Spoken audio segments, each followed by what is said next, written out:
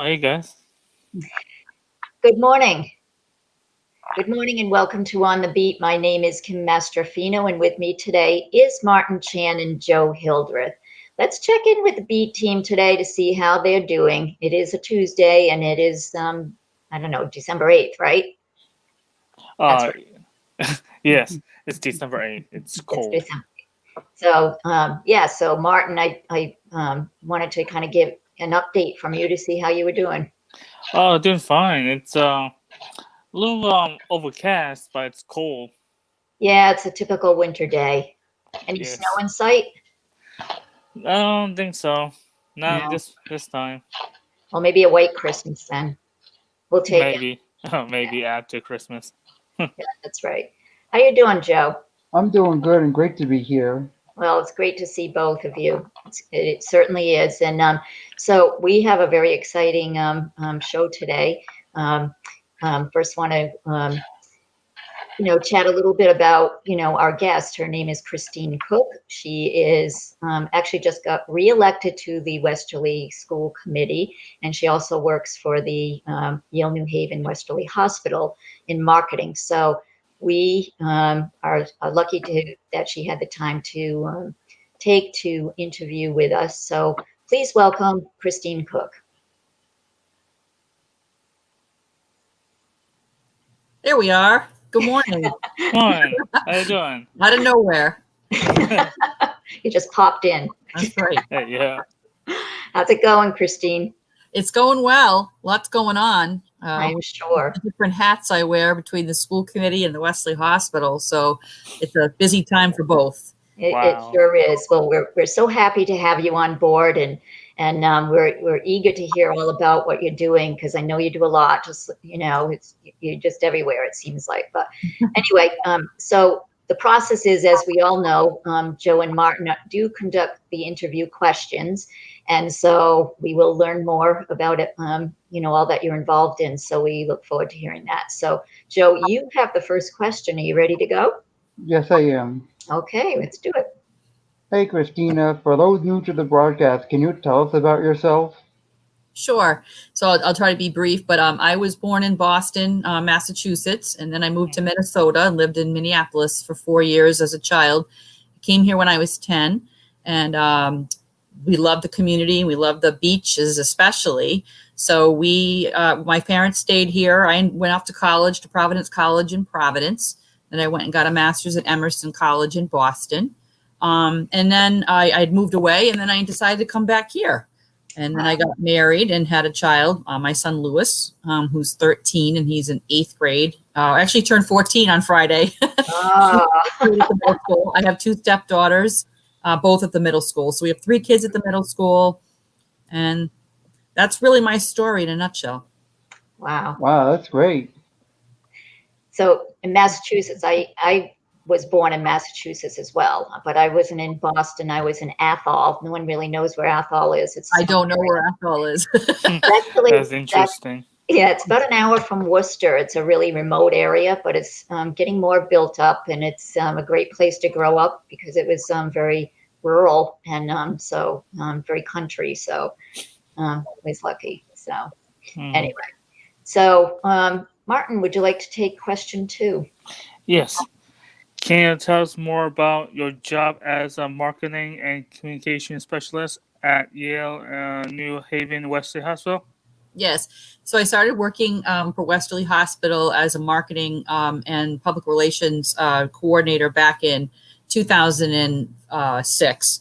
And I've been there ever since. We've been through lots of changes. We used to be we were part of L&M Hospital in New London. I don't know if you guys have heard of that hospital, but they took us over. I think so. What's that? I think so. I heard the other one.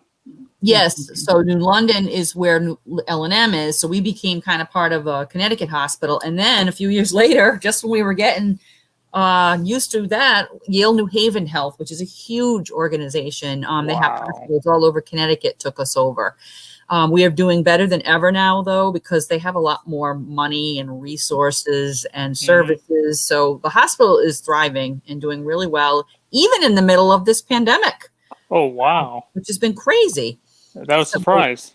Yeah, no. So we've had a lot more COVID patients, unfortunately, at the hospital than usual. We were up to Yeah. 16 last week, which is a record high for us. But my understanding is we have plenty of room and we're making it work. That's great. Sounds wonderful. Hopefully you guys are staying safe and not getting sick. Hope so. Get out of the hospital. Right. Exactly. So Yale New Haven Westerly Hospital has actually added on new services since the takeover, correct? We have cancer care now. So we have a cancer center right in the hospital affiliated with Smilo. And we also have a geriatric psychiatric program.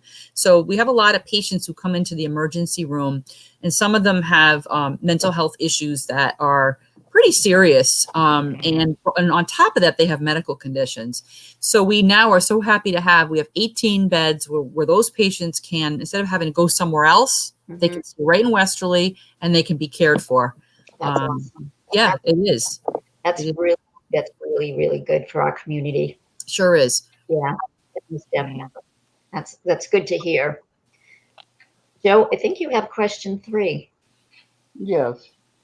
Congratulations on getting reelected to the Westerly School Committee. What do you hope to accomplish in the new year? Thank you, Joe, for the question. And thank you for the congratulations. Well, I'll be on the school committee for 4 years, but I guess we'll focus on 1 year like you asked. We have what the budget is a big deal. It's kind of boring, but it's something that has to be done. And we have to go through the school committee. It's really our budget. So we have a $57 million budget for the Westerly School District. We have to look at that and decide, where do we want to put that money? Do we put it into new furniture? Do we repair some buildings? Do we give raises to teachers? Do we buy new materials for students? So we have to look at the whole budget, and there's not a lot of money right now, especially right now. The state is running out of money because of the pandemic. So it's not going to be easy. And unfortunately, sometimes you have to make decisions that aren't fun, whether that be lay off staff, whether that be stop something from being offered. So we're doing, like, let's say you're into, and we would never do this, but let's say you were into music. Sometimes you have to look at the program and say, can we afford it? So what the school committee wants to do is make sure that we can offer students everything they're interested in, because it's important. So that's one priority. And then we have, I don't know if you guys know what a teacher's contract is, but teachers receive a contract where they kind of, it's like an agreement they make with the school district. And every 3 years, we have to come up with a new one. So that's going to be a lot. And I don't know if you guys, the term negotiating, but they have to negotiate it. So it's kind of a back and forth, give and take, deciding, who gets what kind of thing. So that's a big undertaking that we'll have to look at. And plus our buildings too. Our buildings need help. So we're going to have to figure out how to address like how the heating systems, the air conditioning systems, they need upgrading. How are we going to get the money to deal with that? And how do we want to handle that? Wow. So can I ask you a question? So during the pandemic, I noticed that a lot of the schools were doing virtual learning. Was that a big expense for the school committee? Not the school committee, but for the school district? The distance learning, not so much, but the preparing the buildings for reentry, yes. But the good news is we have support from some of the COVID money from the state and the federal government. Like, for example, you had to have more fans to keep the airflow. We just got a bunch of filters. They're called HEPA filters, and they do a better job of filtering the air. Cleaning supplies. We never planned on buying all that hand sanitizer, right? All that hand sanitizer, all those cleaning products, all those masks, just in case people forgot them. A lot of expenses we didn't anticipate, but I think we're going to be okay with the money that we're getting. We applied for. So that's good. Do you think you'd be doing more distance learning, like through the winter months, or? Yeah, unfortunately, yes. We had State Street School, unfortunately, had to close for the week, not because of all the cases, but rather we had staff members, teachers, who say one gets COVID, if they're close contacts all have to stay home. Even if they're not sick, they have to quarantine. So then you don't have to in the classroom. Right. And then, so we had to shut down State Street for a week, which is unfortunate because then all the kids are in distance learning for a week. Right. Hoping to reopen. Right. What's your question, Kim? Most likely, we're hanging on as long as we can, Yeah. but we could all be back there for a while. Right. Right. And I know that not everyone does well with virtual learning, but some do. And so I guess there is a big mix there from what I understand. There is, and we're finding is this is unfortunate, but some of the older kids, high school kids, are turning on their computers. And guess what they're doing? They're going back to bed. So we're really worried about some of that stuff. You know, I know it's hard to police everything, and Right. because it's in their home and things like that, and it is hard on the parents because a lot of them are doing their own work from home. So I can imagine it is, a challenge at times. So, but anyway, wish you well on that. I know it's a big job. Yeah, So, the superintendent and his team are doing a great job. He's wonderful. So we're lucky to have him. that's great. Well, that's good to know. So, all right, Martin, I think you got the next question. Okay. Yes. How has COVID-19 affected you and now your functioning now? Well, the good news is no one in my family has been sick. Oh. So that to me is the most important thing. I don't know how we've all remained healthy. How it's affected is my stepdaughters and my son go back and forth because we have two different houses. So what's hard about that is they go to one house and they have a group of people they live with, and then they come back here and they have a group of people they live with. And sometimes we find that somebody in that house might be exposed to someone else. So it's been kind of a balancing act trying to keep people, and they've had to be tested a few times. They've been sent home from school with symptoms. Knock on wood, they haven't been sick yet. They've tested negative every time. I've tested negative every time. But in terms of COVID, I mean, we're just kind of home a lot more. You know, my son plays football. He's very upset. He couldn't play football this year. That was devastating for him. But you make it work. I'm sure you guys are making it work. Yeah. Same thing. There's things that you can't do that you won't wish you could do. So Right. we'll get through it. We'll get through it. Yeah. Very interesting. Yeah. We'll see the other side. It's a process. We'll do it, and if everyone works together, I think the results will be better. So hopefully, Yeah. So, Joe, would you like to take the next question? Yes. During this holiday season, how will you promote the spirit of giving? So one of the ways my family did, I think Caswell might have mentioned it, is we started off with Thanksgiving. The woman that usually runs the dinner at Christ Church, she served 350 people, her and her group. She got sick herself this year, not with COVID, but she had another issue. And she's fine. So someone said to us, my husband and I, would you guys be willing to run the dinner? So we did, and we had a wonderful time making the meals and serving these people that, either were more needy than we are, or just frankly, just wanted to have a meal prepared and didn't want to cook. And then in terms of the other spirit of giving, I mean, you can do there's so many ways you can do it. But like, for example, there's a boot drive at our hospital. So you purchased a pair of nice new boots, and I gave a pair to a 5-year-old. And it felt nice to know that you can do these little things that make people so happy. It doesn't have to be some huge thing, but just little ways to give back, and this is the part of the holiday I like. So I actually am glad that we're scaling things back a little this year. Yeah. Less pressure. Yeah. I agree with that. I know. In during this holiday season, I always am remarkable. I feel grateful that it kind of brings out the best in people in a sense. And I think people are a lot more giving. They open up their hearts more. They're it's like the spirit of the holiday season, and it would be nice to give all year long, with whatever happens and whatever we end up doing. But and especially during these times, it has been nice to scale back.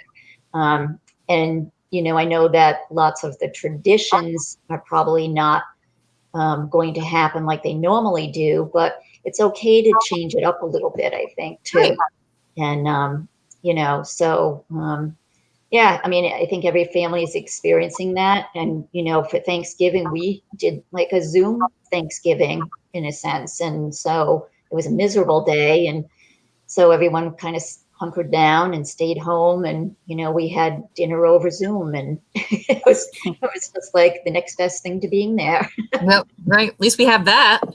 Thank God, thank God for the, technology that we're able to do that. So, but yes, the spirit of giving, and it does make you feel good to give back.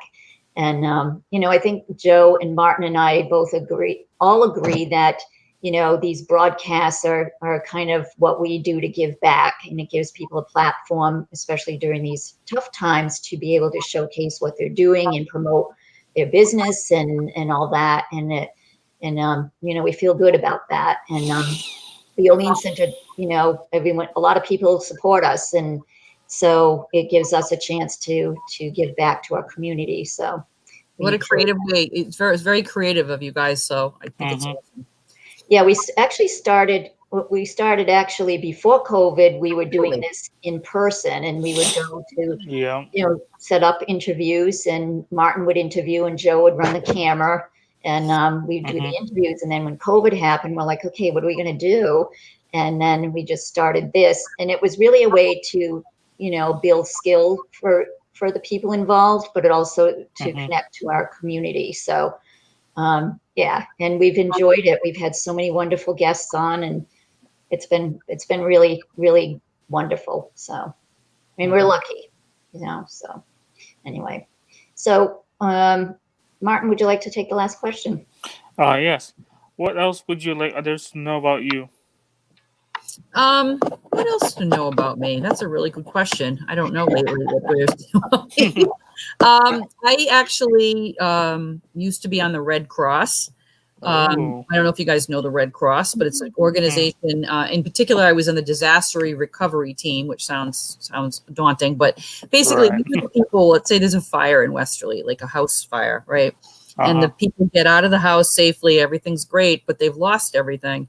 What this group would do is we would go out any time of the day or night, sometimes 3 a.m, and we would bring blankets, stuffed animals if there's kids involved, and then the Red Cross would give them a debit card or a credit card. I think it was a debit card, so that they had the money they needed to go out and get new clothes, get some food, and get a hotel room, quite honestly. So they had a place to stay.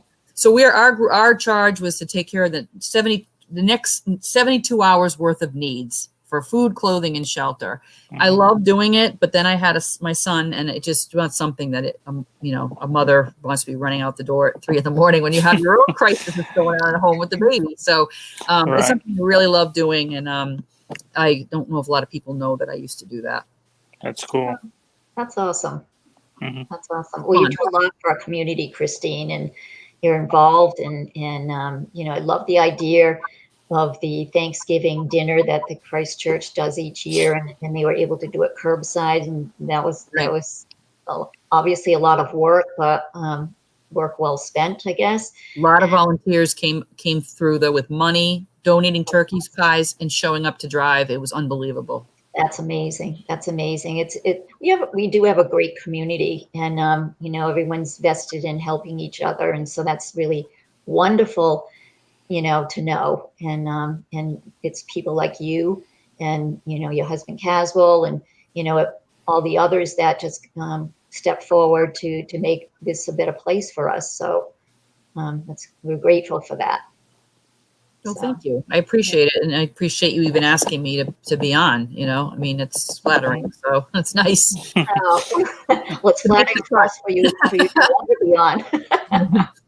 So, I mean, so we have finished the interview questions. And so we do have a little bit of time.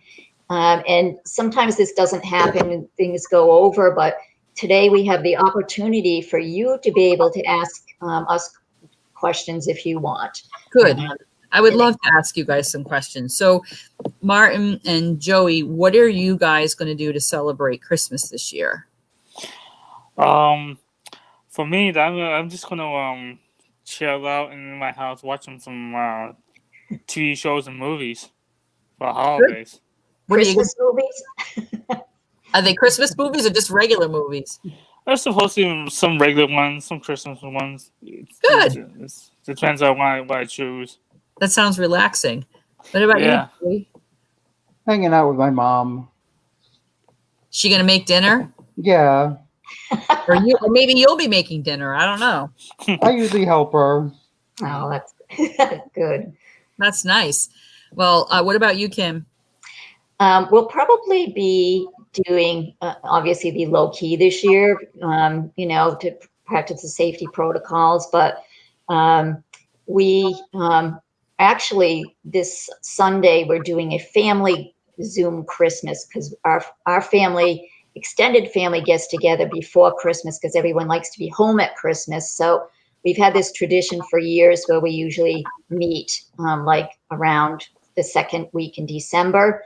And we all gather. It's my sisters and their families, and my brother and his families, and my family, and we all get together and have a great time and do, a Yankee swap kind of thing. And last year, we did this really funny thing. It was a poem that I had written about an elf and Christmas and things like that, but everyone had a line, and it got all confusing, and it was fun, but it got all chaotic, and of course no one followed the direction, and that was okay because it just made it funner, and we sang Christmas carols and things like that. So it's just really wonderful. So this year we're taking it to Zoom, and we're going to find some creative ways to do that. But Christmas Day probably would be low key. We do, obviously not everyone,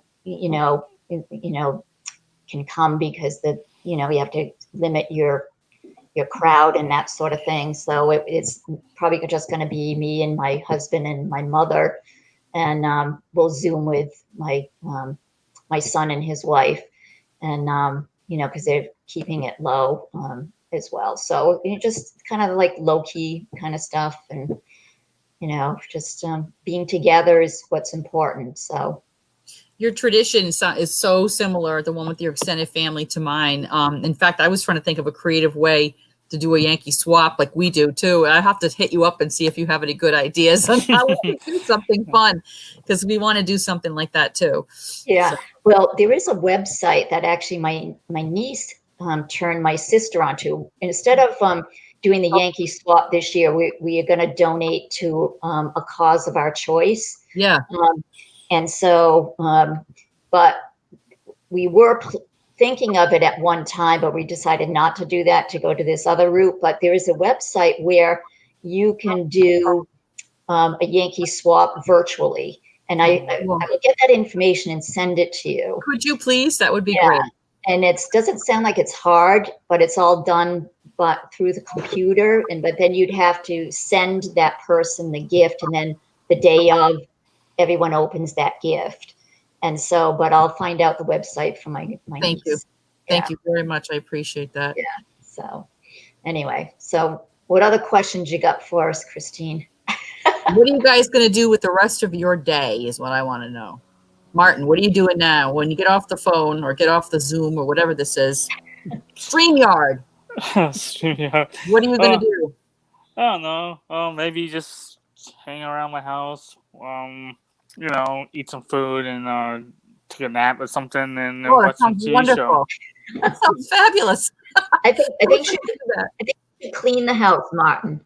Are we going to clean the house too? No, maybe someone would do that. What about you, Joey? Just hang out with my cat. Oh, you have a cat? I do too. Yeah. Let me show you my cat.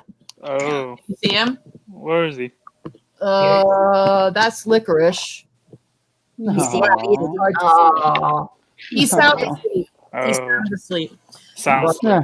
I want to come back as a cat in my next life. So. Ooh, that's kind of interesting. Great. They have a good life. They do have a good life. I used to have a cat.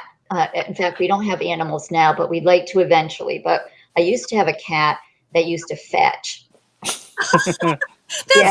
awesome. She was Yeah. like the best cat, like, and she knew what you were saying. So one day, this was funny, her name was Rosie, and I was cooking. My son was younger and he was watching TV, and I was cooking dinner, and she kept meowing. So I turned to her, like would talk to her like a person, and I'd say, Rosie, I can't, I don't know what you want. I said, I can't get to you right now. Go ask John. So her ears flickered, and she walked over to John and she started meowing. Can you imagine? They're smarter than you. And that's the other thing. They're very smart. They're very smart. She used to take her leash because we would never let her loose, but she would go out or the leash and harness. And John would say, you want to go look at the car? And she'd go grab her leash out of the thing and bring it to the door, and we put it on. Oh my God. Amazingly smart. I would love to have a cat with a leash. We've always talked about that, but I think you have to have the right breed. They don't all comply. Joey, what's your cat's name? Annie. Annie? Yeah. Oh. That's a funny name. Martin, do Cool. you have any animals? I have a turtle. One turtle. A turtle. Yeah. What's the turtle's name? I don't usually call him a name. Don't have a name. The no-name turtle. There you go. Oh, that's a good one. He had no He's name. anonymous. He's an anonymous turtle. Yeah. That's awesome. Call him T for short. That's a good one, Kim. Oh God! If the animals only knew what was going on. Right. Oh, that's funny. That's funny. Uh-huh. So you get one last question, Christine. Who's your next guest? Oh, I don't know. That's a tough one. You don't know yet? No. You haven't found one? Well, it's supposed to be Ben. Ben's Oh. going to come on for our last Ben Barber? broadcast. Maybe Yeah. Ben, yeah. Ben Barber Great is Ben Barber, yes. a rock star in his own way. He's keeping this community connected. I know. One He's- show at a he's time. He's a cool guy. We're lucky to have. Talk about someone who we're lucky to have right now. I know. He's Um, very lucky. He's very Thank God for his expertise. But I he did know. the Christchurch. He did the Christchurch Holiday Bazaar over the weekend. Ooh, And I don't know if you guys wow. watched, you can go watch it. It was as Santa showed up. It was really cool.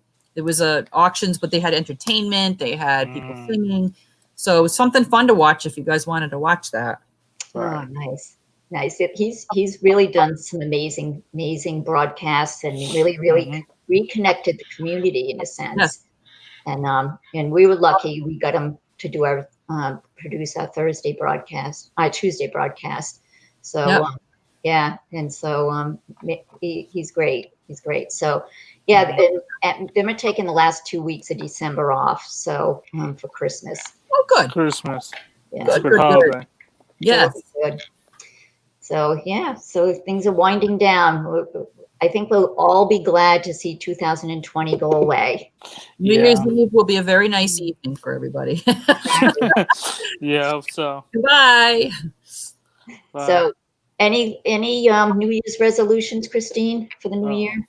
I think I'm hoping that I can take away what we learned. Not that it's going to suddenly go away on January 1st, but just Right. kind of keep this going after the fact. Yeah. Remember what it was like during the pandemic and start to recognize how we take for granted so many things that we just assume will always be around. So Absolutely. Absolutely. Well, I'm with you. Well, we appreciate you for coming on, and it's been a pleasure to visit with you and learn more about all that you're doing, and we wish you well now and in the coming months. So thank you. And also thank you to Joe and Martin for being great hosts. You did a fantastic job today. And want to send a big thank you to Ben Barber for producing the broadcast. You're amazing as always. And to our audience, for all those who listened in, thank you. And if you didn't happen to catch it, you can always catch it on our social media pages later. So anyway, enjoy the rest of your week. Stay safe and healthy. And Well, that's it for now. We'll see you next time on the beat. all right, thanks again. Have a great day. yeah, happy holidays. Yeah. Happy holidays. Same to you. Bye.